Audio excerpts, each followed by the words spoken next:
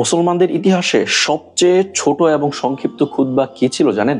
সেটা ছিল আনা লা আকদিরু আলাল কালাম বিসাবাবিল জু'। আমি ক্ষুধার কারণে কথা বলতে পারছি না।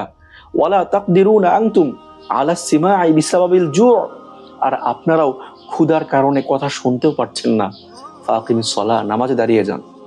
এটা ছিল গাজার এক খতিবের খুতবা, যেটা মানব ইতিহাসে সবচেয়ে সংক্ষিপ্ত খুতবা।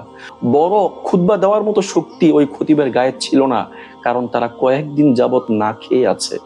না খাওয়া, অভুক্ত থাকা, ক্ষুধার জ্বালা যে কি কঠিন, যন্ত্রণাদায়ক।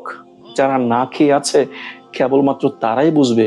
আমরা যারা 2 বেলা 3 বেলা খেয়ে আছি আমরা হয়তো বুঝবো না। যারা না খেয়ে আছে, ক্ষুধার জ্বালা মিটানোর জন্য পাতা, লতা এবং ঘাস খাচ্ছে, তারা বুঝে ক্ষুধার যন্ত্রণা কত কঠিন। যখন লতা পাতাও শেষ হয়ে যায় তখন তারা খাচ্ছে বালু আর মাটি ক্ষুধার জ্বালা মিটানোর জন্য। একটু ভাবেন তো, মানুষ কোন পর্যায়ে গেলে বালু মাটি খেতে পারে?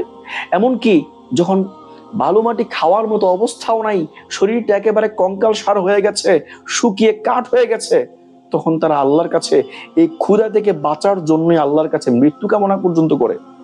একটু ভাবেন কতটা কঠিন এই ক্ষুধার যন্ত্রণা।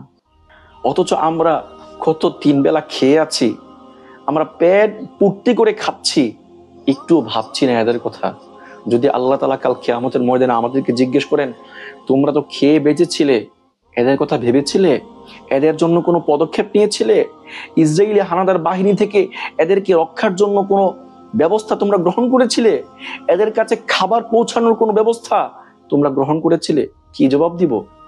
কাল কিয়ামতের ময়দানে সূরা মুদ্দাসসিরের মধ্যে আসছে যে কিছু লোক জাহান্নামে যাবে, জাহান্নামের দ্বার রক্ষীরা জিজ্ঞেস করবে, মা সালাকাকুম ফি সাকর। আরে দুনিয়ায় থাকা অবস্থায় কত আমলের সুযোগ ছিল, তা সত্ত্বেও তোমরা সাকর নামক জাহান্নামে কেন আসছো?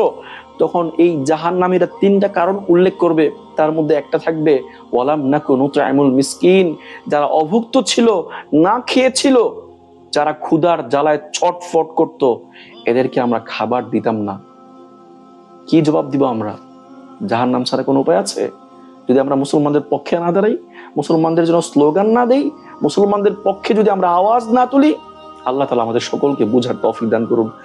আর সর্বোপরি আল্লাহ তাআলা ফিলিস্তিন এবং গাজাবাসীর উপর রহম দান করুন।